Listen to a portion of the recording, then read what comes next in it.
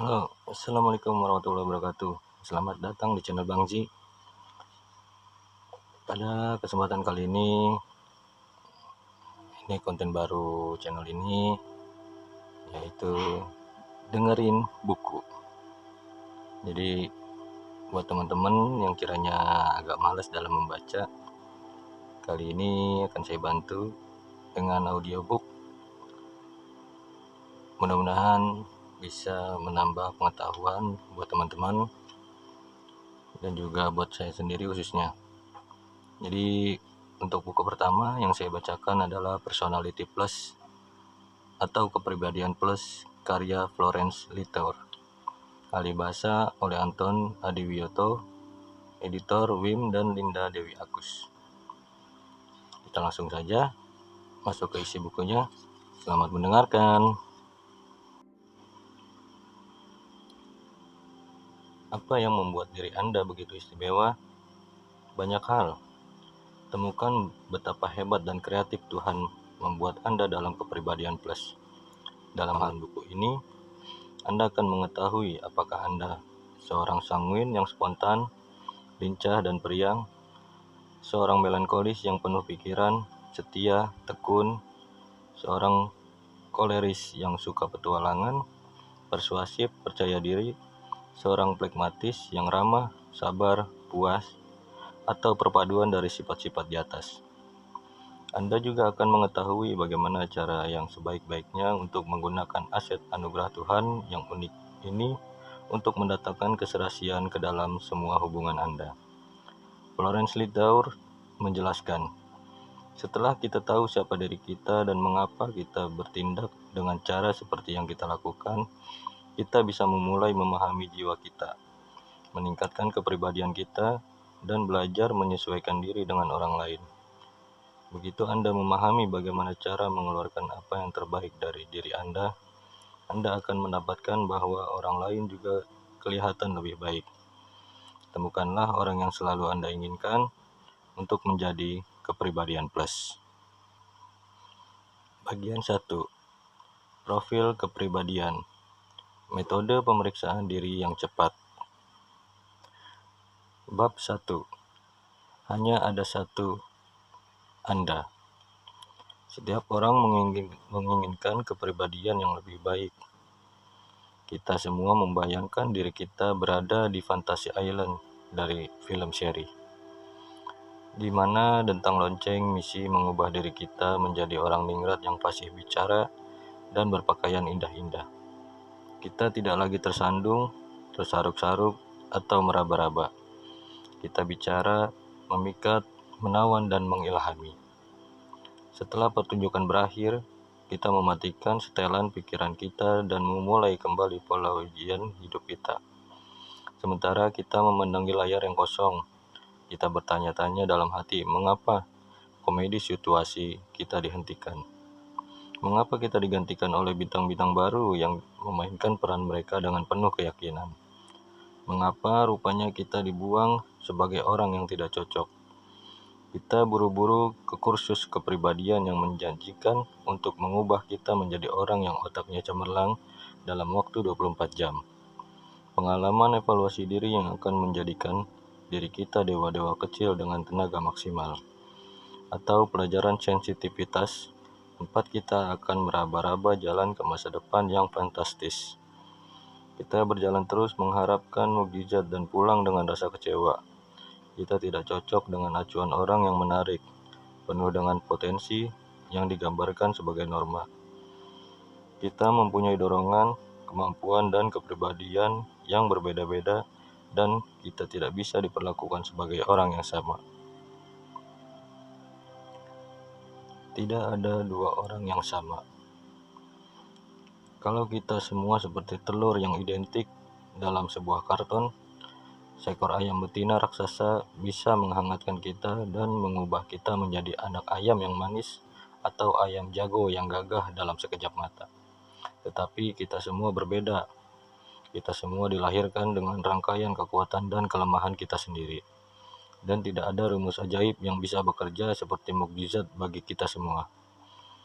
Sebelum kita mengenal keunikan kita, Kita tidak bisa memahami bagaimana orang bisa duduk dalam seminar yang sama dengan pembicara yang sama dalam jumlah waktu yang sama pula, dan semua mencapai tingkat sukses yang berbeda-beda. Kepribadian plus melihat diri kita masing-masing sebagai individu yang merupakan campuran dari 4 watak dasar dan mendorong kita untuk mengenal saya yang sesungguhnya dari dalam sebelum berusaha mengubah apa yang tampak pada permukaan. Apa yang ada di dalam yang penting. Ketika Michelangelo siap untuk memahat patung David, dia melewatkan waktu lama sekali untuk memilih marmer, sebab dia tahu bahwa mutu bahan mentah akan menentukan keindahan produk yang sudah jadi. Dia tahu bahwa dia akan mengubah bentuk batu, tetapi dia tidak bisa mengubah mutu dari bahan dasarnya. Setiap karya besar yang dibuat unik, sebab bahkan seandainya dia menginginkannya, dia tidak akan bisa menemukan sebungkal marmer yang merupakan duplikatnya. Bahkan seandainya dia memotong satu blok dari galian yang sama, itu tidak akan tepat sama. Serupa, ya, tapi tidak sama. Setiap orang dari kita unik. Ketika memulai dengan perpaduan ramuan yang membuat diri kita berbeda dengan saudara laki-laki dan saudara perempuan kita, selama bertahun-tahun orang memahat, memalu, mengamplas, dan menggosok kita. Tetapi ketika kita berpikir bahwa kita sudah merupakan produk jadi, seseorang mulai membentuk kita lagi. Kadang-kadang kita menikmati satu hari di taman ketika setiap orang yang lewat mengagumi dan mengelus kita. Tetapi pada waktu lainnya kita diejek, dianalisa, atau diabaikan. Kita semua dilahirkan dengan ciri khas watak kita sendiri. Bahkan mentah kita sendiri, jenis batu kita sendiri. Beberapa di antara kita granit, beberapa lainnya marmer. Beberapa lainnya juga kualam dan masih lainnya lagi batu pasir. Jenis batu kita tidak berubah, tetapi bentuk kita bisa diubah. Demikian pula dengan kepribadian kita. Kita mulai dengan rangkaian ciri khas bawaan kita masing-masing. Beberapa kualitas kita indah, bertahta-tahkan emas. Beberapa lainnya bercacat dan garis-garis berkelabu. Keadaan kita, IQ kita, kebangsaan kita, ekonomi kita, lingkungan kita, dan pengaruh orang tua kita bisa mencetak kepribadian kita. Tetapi batu di bawahnya masih tetap sama. Watak saya adalah diri saya yang sesungguhnya. Kepribadian saya adalah pakaian yang saya kenakan. Saya bisa melihat ke cermin di pagi hari dan melihat wajah yang biasa-biasa saja. Rambut lurus dan tubuh gemuk. Itulah diri saya yang sesungguhnya. Syukurlah dalam waktu 1 jam saya bisa membubuhkan makeup untuk menciptakan wajah yang warna-warni. Saya bisa mencolokkan besi pengeriting untuk membentuk rambut saya. Dan saya bisa memakai gaun yang indah untuk menyamarkan terlalu banyak bagian tubuh yang mengembung. Saya telah mengambil diri saya yang sesungguhnya dan memberinya pakaian, tetapi saya belum secara permanen mengubah apa yang ada di bawahnya. Kalau saja kita bisa memahami diri sendiri, tahu dari apa yang kita buat, tahu siapa diri kita yang sesungguhnya, tahu mengapa kita bereaksi seperti yang kita lakukan, tahu kekuatan kita dan bagaimana cara meningkatkannya, tahu kelemahan kita dan bagaimana cara mengatasinya. Kita bisa.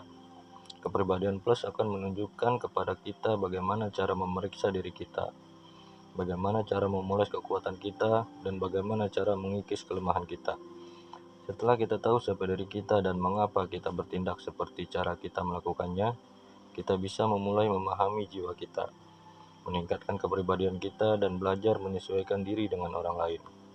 Kita tidak akan berusaha meniru orang lain, mengenakan gaun yang lebih ceria atau memakai dasi baru, atau mengisi jenis batu yang digunakan untuk membuat diri kita. Kita akan melakukan apa yang paling baik bisa kita lakukan dengan bahan mentah yang ada. Pada tahun-tahun yang terakhir ini, pabrik-pabrik telah menemukan cara untuk membuat duplikat beberapa patung klasik. Dan di toko hadiah, mana saja yang besar, Anda bisa menemukan berpuluh-puluh patung David, dinding Washington, kalimat Lincoln, replika Reagan, dan tiruan Cleopatra. Imitasi berlimpah-limpah, tapi hanya ada satu, Anda. Di mana kita mulai?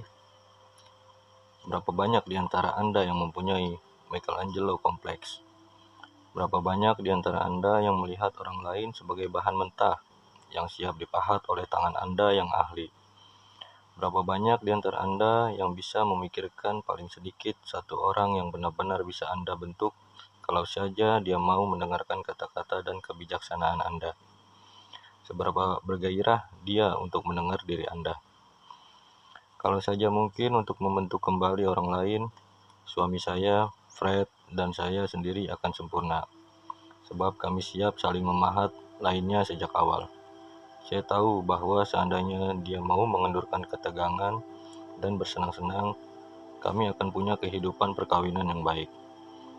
Tetapi dia menginginkan agar saya meluruskan hidup saya dan menjaga keteraturan.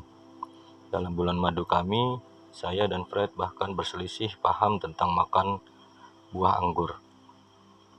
Saya selalu senang sekali memetik seluruh rangkaian buah anggur yang dingin dan hijau di sisi saya, dan mencabutnya kalau ada satu yang menarik bagi saya. Sebelum saya kawin dengan Fred, saya tidak tahu bahwa ada, dalam tanda kutip, peraturan anggur. Saya tidak tahu bahwa setiap kesenangan yang sederhana dalam kehidupan punya apa yang disebut cara yang benar. Fred mula-mula mengungkapkan peraturan anggur ketika saya duduk-duduk di teras di luar pondok kami di pantai Cambridge di Bermuda, memandangi laut dan dengan sambil lalu memetiki buah anggur dari rangkaian besar. Saya baru menyadari bahwa Fred menganalisa cara saya makan buah anggur yang tidak sistematis setelah dia bertanya, "Kau suka buah anggur?" "Oh, aku suka sekali buah anggur." "Kalau begitu, kurasa kau ingin tahu bagaimana cara memakan buah anggur dengan benar."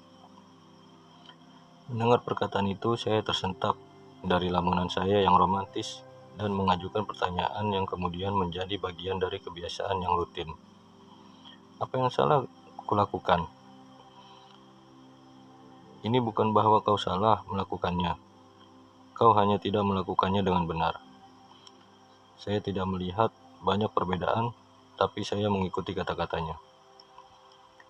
Apa yang tidak kulakukan dengan benar? Setiap orang tahu caranya makan buah anggur yang semestinya. Orang memetik rangkaian sedikit demi sedikit. Seperti ini.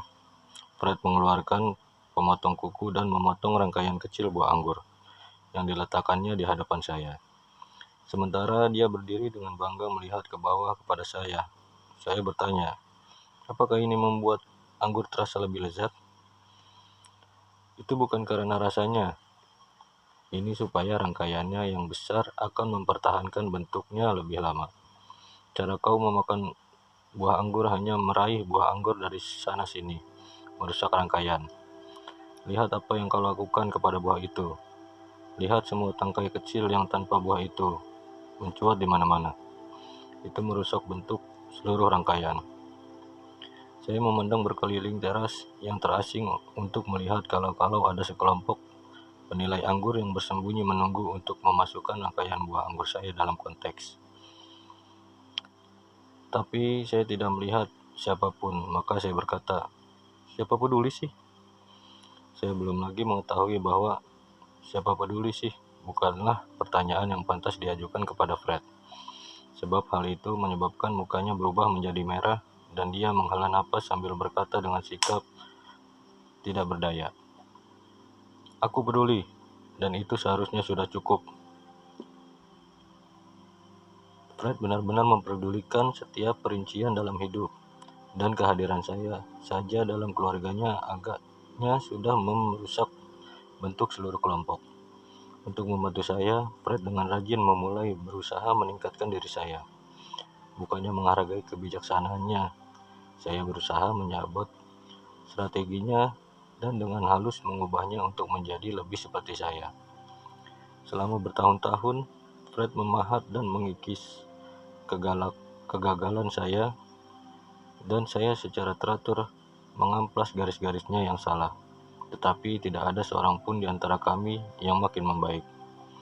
Baru setelah kami membaca buku Spirit Control Temperament karya Tim LaHaye, mata kami mulai terbuka terhadap apa yang kami lakukan. Kami masing-masing berusaha membuat kembali yang lain. Kami tidak menyadari bahwa seseorang bisa berbeda dan masih tidak salah. Saya mendapatkan bahwa seseorang sanguinis yang populer, yang mencintai kesenangan dan kegembiraan. Fred adalah seorang melankolis yang sempurna, yang menginginkan kehidupan serius dan serba teratur. Sementara kami memulai membaca dan mempelajari watak-watak lebih lanjut, kami menemukan bahwa kami berdua juga kurang lebih orang koleris yang kuat, tipe yang selalu benar dan mengetahui segala-galanya. Tidak heran kalau kami tidak saling berkesesuaian. Bukan hanya kami saling berlawanan dalam kepribadian dan kepentingan dalam hidup, tetapi masing-masing dari kami adalah satu-satunya yang benar. Dapatkah Anda membayangkan perkawinan seperti itu? Alangkah leganya kami setelah menemukan bahwa ada harapan bagi kami.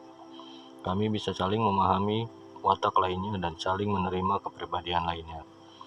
Sementara hidup kami berubah, kami mulai mengajar, melakukan penelitian, dan menulis tentang Kepribadian Plus adalah puncak dari 25 tahun bicara dalam seminar, memberikan penyuluhan tentang kepribadian dan melakukan pengamatan dari hati ke hati terhadap watak orang lain. Buku ini akan memberikan pelajaran psikologi cepat dan dalam istilah yang mudah dan menyenangkan, sehingga kita bisa pertama menyelidiki kekuatan dan kelemahan kita sendiri dan belajar bagaimana cara menonjolkan segi positif kita dan menyingkirkan sisi negatif kita. Yang kedua, memahami orang lain dan menyadari bahwa hanya karena orang lain berbeda tidak berarti bahwa mereka salah.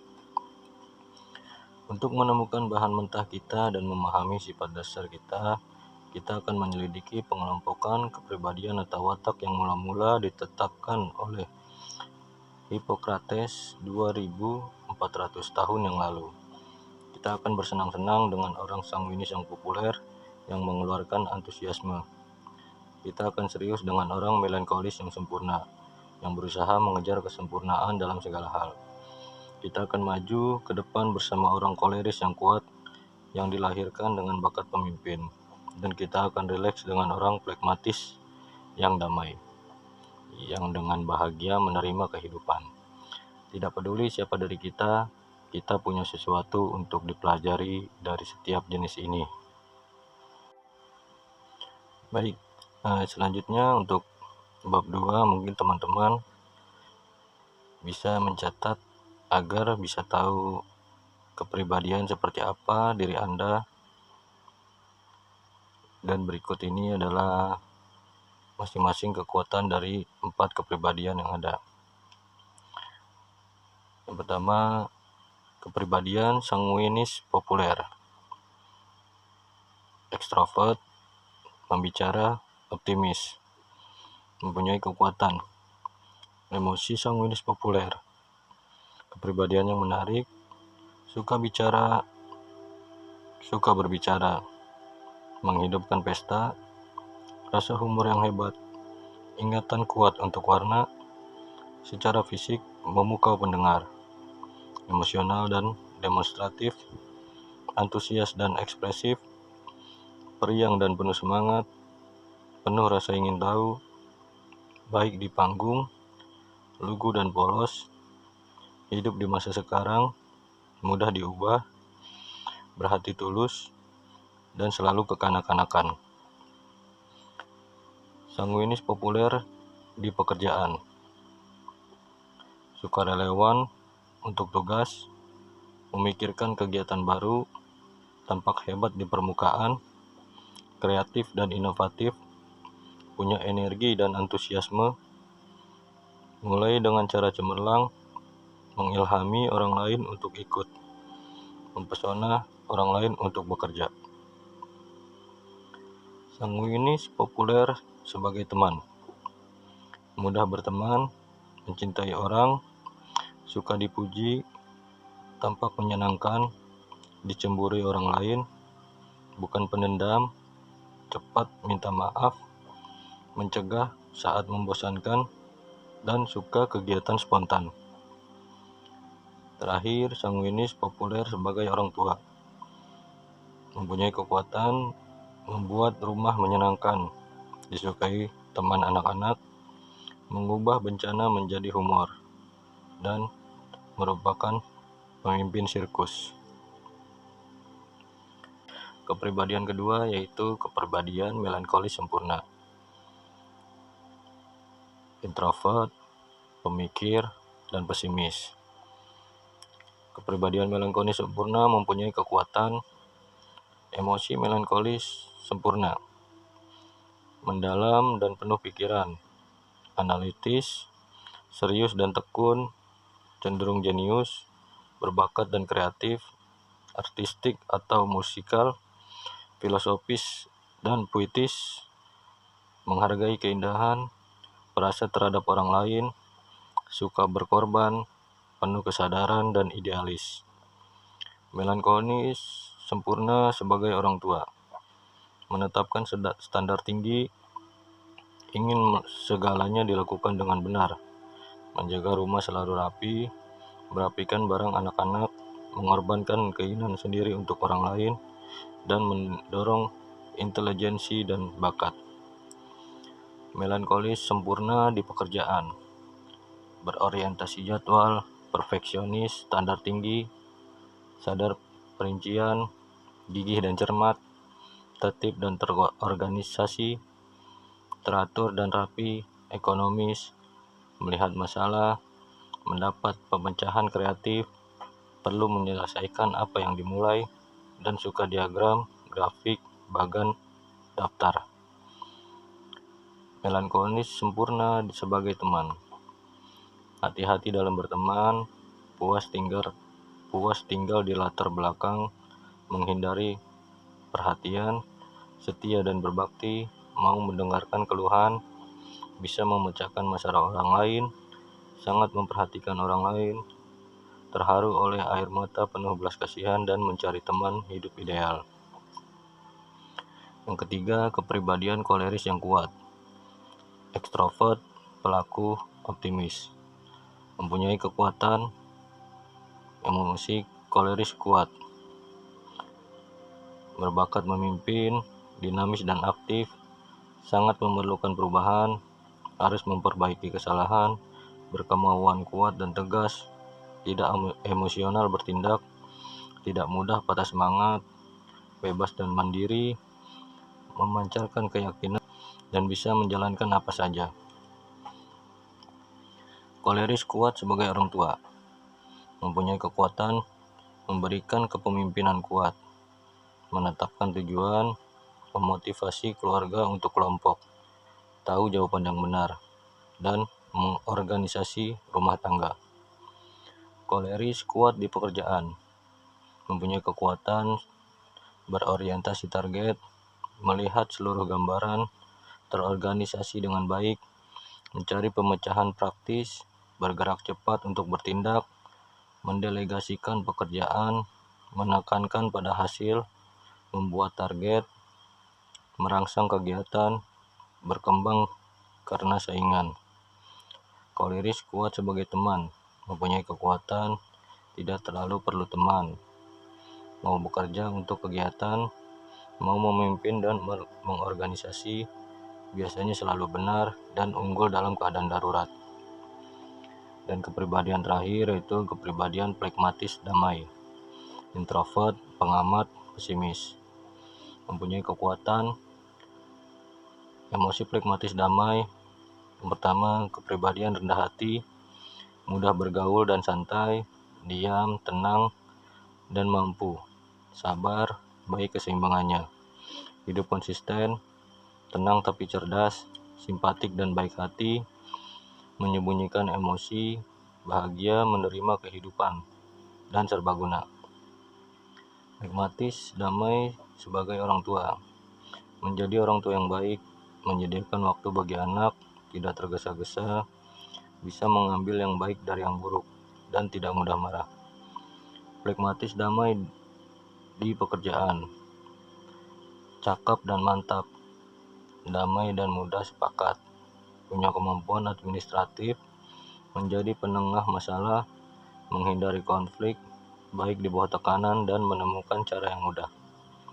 Pragmatis, damai sebagai teman, mudah diajak bergaul, menyenangkan, tidak suka menyinggung, pendengar yang baik, selera humor yang menggigit, suka mengawasi orang, punya banyak teman, dan punya belas kasihan dan perhatian.